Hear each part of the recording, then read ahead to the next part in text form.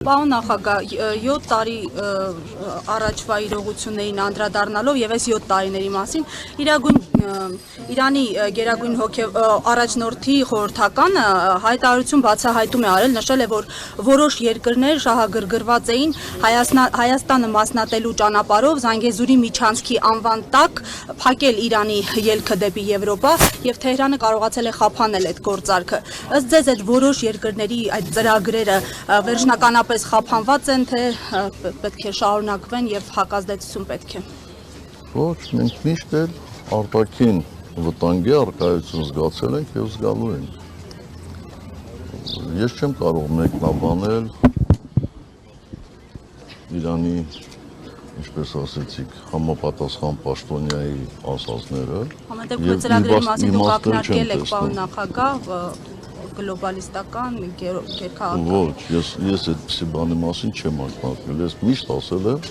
որ այո, Հայաստանը ունի եւ ունենալու է անվտանգության մեծ խնդիրներ։ Պարոն նախագահ, արդեն 6-րդ անգամն է Արցախի նախագահ Սամվել Շահրամանյանին հարցաքննության են կանչում, արդյոք նրան ուզում են ձերբակալել եւ այդպիսով փակել Արցախի էջը։ Չեմ կարծում, որ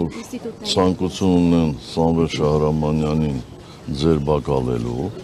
ես չեմ տեսնում այդպիսի ցանկություն, սա մեկ, երկրորդ, որևէ մեկին ձերբակալելով, որևէ մեկը չի կարողանալու Արցախի էջը փակել։ Այնպես որ Իսկ Արցախի վերադարձը ինչպես եք պատկերացնում։ Այս պահին ոչ մի կերպ։ Այս պահին ոչ մի կերպ։ Պարսարցյան վեհապարի հետ առաջին նախագահան հանդիպեց, արդյոք պատրաստվում եք դուք ևս հանդիպել աջակցություն ցուցաբերել։ Ես պարբերաբար եմ հանդիպում վեհապար Հայրապետի հետ։ Ցանկացած անհրաժեշտ պահի կարող եմ հանդիպել։ Իդեպ դուք ինչպես եք գնահատում այն, որ Լևոն Տեր-Պետրոսյանի վրա այսպես հարձակում եղավ ՔՊ-ի կողմից այն պարագայում, երբ որ Տեր-Պետրոսյանը մարտի 1-ին հենց Նիկոլ Փաշինյանի հետ պայքարում էր ձեր դեմ եւ ասում են Նիկոլը Լևոնի հոգեզավակն է, բան ու հիմա ասում նրան էլ այդպես ապերախտություն ցուցաբերեցին նույնիսկ իրենց հոգեվոր հոր նկատմամբ։ Ես մի անգամ կարծում եմ էլի ձեր հարցին պատասխանել եմ, որ ես չեմ համարում այսօրվա կառավարիչին Լևոն Տեր-Պետրոսյանի հոգեզավակ։ Ուղիղ այնպես, ինչպես տարբեր այսպես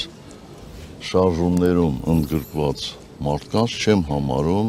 տրվյալ շարժման ղեկավարի հոգեզավակ։ Իսկ թե ինչպես պատահեց, շատ պարզ։ Այդ մարդը Հայաստանի կառավարիչի նկատի ունեմ, ինքը